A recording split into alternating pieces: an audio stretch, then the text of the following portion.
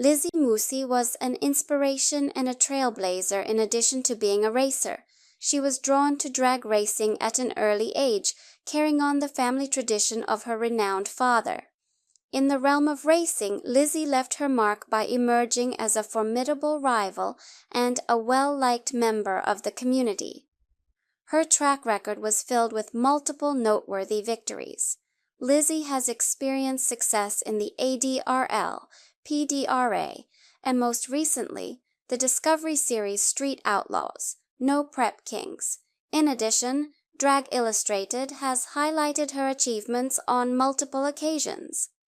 In February 2014, she was the cover star of DI-84, the hottest edition. Beyond her achievements, Lizzy was renowned for her unrelenting resolve, contagious energy, and sincere affection for the sport and its participants. Off the track, Lizzy was renowned for her extraordinary bravery and strength. She was diagnosed with triple-negative stage 4 breast cancer in April 2023. The cancer had progressed to her liver and lymph nodes. Lizzy bravely and honestly shared her experience, staying transparent about her path even after receiving this difficult news. She received several treatments in the US before most recently declaring that her NPK final round performance at Empire Dragway would be her last for the foreseeable future as she flew to Germany for a unique kind of cancer therapy. Lizzy's influence went well beyond her accomplishments in racing. Many people in the racing scene and beyond loved her friendship because of her compassion, modesty, and generosity of spirit. You will be sorely missed, Lizzy. Lizzy Musi, 23, moved to Mooresville, North Carolina in late 2012 after her father, door slammer icon Pat Musi, transferred his family's horsepower business, which he owned and operated, from New Jersey. Even while the second-generation racer isn't quite ready to call herself a newly crowned Southern beauty, she admits the change of scenery has been enjoyable. As Musi puts it, "I like the Southern-type attitude. A lot of people are very friendly. The weather is definitely nicer, especially in the winter. However, the fact that there is so much racing going on down here is very awesome.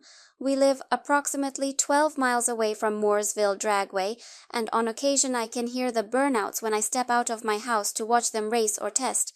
Occasionally, while I'm standing outside the store, I'll hear the nearby race shops operating their dynos. That just seems so awesome to me." Musi has largely taken over day-to-day operations at Pat Musi Racing Engines, PMRE, which counts pro-nitrous veterans John Hall, Tommy Franklin, and Robert Patrick among its clients. Additionally, the company is home to defending NHRA Pro Mod World Champion Ricky Smith and 2013 ADRL Dragstock winner Jason Harris. Her dad stepped away from front office duties to focus on building horsepower out back. Musi says, "This is a family team effort done by a family. My dad gets me the orders, and my sister and parents take care of the paperwork. I manage most of the parts and part orders, invoicing, emails, and other stuff. Thus, it's essentially a massive team effort. It's hectic, especially while my dad is out serving clients. He travels extensively, and his absence creates a great deal of work. There's a lot happening at once. Most of the time, we can manage with more staff, but occasionally, we do need more. All we need to do is finish the work. The phones are ringing. You need to order this. You need to do that. You need to get this. You need to get this down to shipping. However, I can't gripe because it's a good thing that we're busy." In terms of business, the decision was a perfect fit, and Musi is committed to keeping it that way while balancing the demands of her PMRE responsibilities with her quickly advancing driving career. "I believe that we had a fantastic year overall last year. It was an incredible year, with many staff operating well and many wonderful and new customers. We can't stop now because we're moving quickly, and in my opinion, we're on our game," she says. "I truly did learn that from my dad. He works both nights and days. He works around the clock, so even on Christmas Day he can be piping a manifold or working on the motors. He truly has heart in what he does and offers heart to all of his customers, and that is what most inspires me about him. He will be there for them in any way they need him. That is really important to me, and it is also what I wish to contribute to the company. Musi has been bringing the same level of commitment to the track for the past few years. 5 years after her final drag strip racing drive at the age of 16 in a junior. Not to be outdone by a dragster, Musi made her top sportsman debut at the opening round of the 2012 ADRL season in Houston. She showed herself to be a quick study, qualifying team owner John Lee's 1969 Camaro 5th and even winning her first elimination round before meeting an unexpected end to her burnout that disqualified her from the second round. At the time, a clearly distraught Musi said, "I'm mad, but I'm embarrassed." The chip that regulates the burnout's RPMs experienced some sort of malfunction. I tried to ease off the throttle, but it simply escaped me. I'm not sure if it wasn't turned on or if something else went wrong, but I heard and felt the engine just keep going up. I wanted to go much farther, so I was furious. Then happened the incident that catapulted Musi to the top of the global drag racing scene for a short while. In April 2012, during her qualifying session for her second top sportsman race at Tennessee's famed Bristol Dragway, her car veered from the right lane and ended up atop the left guard wall. It executed a flawless pirouette before crashing into the wrong side of the wall, displacing the top-end TV camera. It was the ideal viral video because the camera captured every move, even after its operator leapt over the wall to safety on the track. Musi's name and appearance quickly became well known throughout the world. Following its rapid multi-million view count on YouTube.com, the crash video immediately became viral and garnered attention from a number of mainstream print, television, and web news sources, including Fox News, USA Today, and the Daily Mail in the United Kingdom. Sincerely, I'm relieved that has all subsided. Though thankfully no one was harmed, performing all those appearances and interviews at the time was enjoyable. However, Musi adds, "I don't want to be known as that chick that crashed. Instead, I want to win races and championships and become well known for that in the future." Just a few weeks after the Bristol event, Lee purchased a '68 Camaro owned by Dwayne Silence from Jerry Bickle Race Cars, in need of a replacement vehicle for Musi. That June, Musi won 2 rounds on race day at the ADRL event in St. Louis after qualifying 4th in the new vehicle with a career-best 4.15-second performance. But more importantly to her, the performance that weekend left an impression. It felt really good to make some runs like that and get that all behind me, because I know after what happened in Houston and then the crash in Bristol, some people were wondering if I could drive a car like this, the woman adds. Now that they had a lot more stable vehicle, Musi and his crew focused on gaining experience and rising to the top of the ADRL Top Sportsman standings.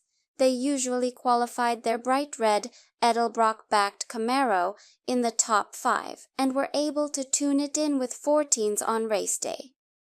Musi made her maiden trip to the semi-finals in the season-ending Dallas game, where she finished an excellent 7th in points as her rookie year came to an end. When 2013 arrived, she continued where she had left off, qualifying for the season's first race in Rockingham, North Carolina, with a career-high second-place finish. She then started the next race in Cecil, Georgia in 3rd place when the rain forced the race to be canceled. Still, Musi's start at Cordova, Illinois, where she finished 2nd, set the precedent for her first ever number 1 qualifying finish at Richmond, Virginia, when she advanced to the semifinals and finished 1st on the top sportsman points list. After ADRL took July off, Musi returned to competition in August at Memphis after an off weekend that saw her qualify 6th and exit the competition in the first round. The second half of the season started late in June in Martin, Michigan, where she again started from the number 2 spot and advanced to the semifinals. Following that, Musi had an equally disappointing return to Rockingham, where she blew her opportunity in the first round of the special event Battle for the Belts, before earning a fourth-place qualifying slot for the renowned ADRL dragstock event. However, Musi likewise lost the first round. In any case, she regards the experience as one of the highlights of the 2013 ADRL Tour. I have to admit that Rockingham is most likely my largest fan base. She remembers, when I sat out there and signed posters, I had a pretty long line. I truly adore the spectators. They brighten my entire day and race, regardless of how well we perform on the track. I simply adore conversing with them and interacting with them. To me, they seem to be the most significant thing. I genuinely adore them. Being around them and spending time with them is a pleasure because, let's face it, where would we be without them? The whole Bristol blue car incident is still brought up, but I believe that last year more than made up for it, she continues. That's encouraging to hear then. I'm hearing more positive things about myself now than I did during that whole thing. Although hearing from young girls and women who are inspired by her on-track performance is always encouraging, Musi acknowledges that she also receives a lot of attention from male fans, both in person and online, although she confesses that at times this can be challenging. She explains, "It can get a little crazy. Some say, 'Why don't you also write your phone number on the poster?' And I'm thinking, oh my God, no. I then receive a message on Facebook that asks, 'Would you like to go on a date?' And sometimes my Facebook inbox gets so full that I'm unable to respond to these messages. Thus, I'm going to let it go for now." Some people ask, "What would it take for a guy like me to go out with a girl like you?" After reading this, there are some very desperate ones. Please get back to me. I just don't know what to do about the situation. I don't want to be mean or anything. Really, I'm not the kind of lady that likes to flaunt her abilities or anything. I am who I am. That is all. In her personal life, Musi claims that she has dated a few other drivers over the past 5 years, but nothing significant or long-lasting. This was done as much on purpose as by accident. I believe it's simply because I have a lot going on at the moment. I kind of have to concentrate. Even my father sat me down and told me that we must concentrate on this business and the racing since we are currently doing pretty well, and must continue to do so in order to maintain the momentum, the woman claims. It falls largely on me. In terms of my personal life, I enjoy going out and socializing, but if we want to succeed in this racing, we kind of have to treat it like a full-time job and devote all of your time to it. Though I admit that there are moments when it's difficult for me, I would go to the track every day if I could. I just find the atmosphere to be delightful. I adore being in that place. After leaving Rockingham, Musi fell to third in the season standings, although he was still only a few points behind the lead after one round. Musi essentially left to compete with 4 other drivers for the championship in the year-ending race in Houston. Sadly, calamity happened. It was unclear what would happen because we had been having transmission issues for the past 2 races. We should have removed that trans and investigated it, but that was a mistake on our part, and we worked to improve, Musi says. However, it was unfortunate that we had to deal with that issue because we performed rather well in the previous race. In reality, we conducted 3 passes during testing, and it proceeded perfectly straight down the track. I was dead on the tree after 406, 408, and a 409. I thought to myself, wow, this could be the race right here. We're on top of it, as I had a 010, 012, and 09 light. The car simply zinged in high gear when we went out for the first qualifying round. It's absurd, I'm not sure. It was merely an unexpected event. It simply bounced out of gear and spread throughout the entire area. Rain in Houston caused qualification to be shortened to only 2 rounds, and because repairs could not be made in time, Musi was unable to complete the rounds and ended up finishing the season in a disappointing but still respectable 5th place in points. I want to thank John Lee for providing me with a fantastic staff. We gave it our all. Anything may go wrong with a car or motor in the racing sector. You simply have to stay on top of things, and generally, I believe we performed quite well, Musi remarks. We had some transmission issues at the last race, which was unfortunate, but other than that, I think we had a good year, the driver said. After the 2013 season ended, Musi claims that she and Lee mutually decided to split ways. She cites this as the main reason for her decision to move up to pro-nitrous with the recently established Professional Drag Racers Association (PDRA) this year. She will be driving the same 2009 Dodge Stratus that her father last drove for car owner Frank Brandau in 2011. She is aware that she will miss her time as a top sportsman. It's a really fun class. Musi says, everyone who is racialized there is like one big family. There are some really good players in that class. Ronnie Davis, Bruce Thrift, William Brown, and Aaron Glasser are all excellent people. They are available to assist you if you need it. We all support one another, and in my opinion, racing is more fun when you know the individuals you're close to and love competing against. You feel more at ease while you're racing on the track. Thus, it nearly feels joyful. They add to the enjoyment. However, top sportsman is also a very challenging class. It simply makes you a better racer since you have to be really consistent and have to have lightning-fast reflexes. This class is quite competitive. I so had a great time racing in it. I gained a lot of knowledge. Musi won't be the only family member representing the PDRA this season. Trisha, their younger sister, will also be making her race driving debut in one of their father's vintage vehicles.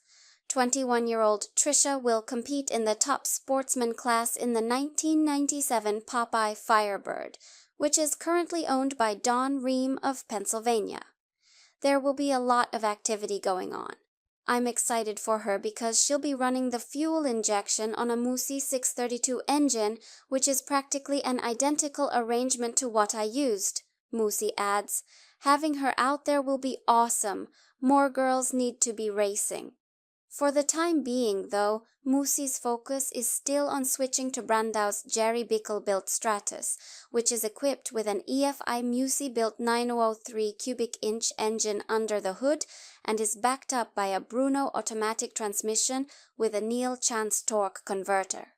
Musi also says she may enter a couple of NHRA top sportsman events this season, just to get some quarter-mile runs under my feet. It was actually my dad who put the whole thing together. I'm really appreciative that he wants me to drive his car since he brought it up to Frank Brandau, and Frank got all fired up about it. That's extremely appreciated, Musi says. Additionally, a few sponsors have come forward to support us as well. I think it's going to be a really big event because this year Edelbrock wants to assist out again, and we have Lucas Oil, which my dad had the years he competed.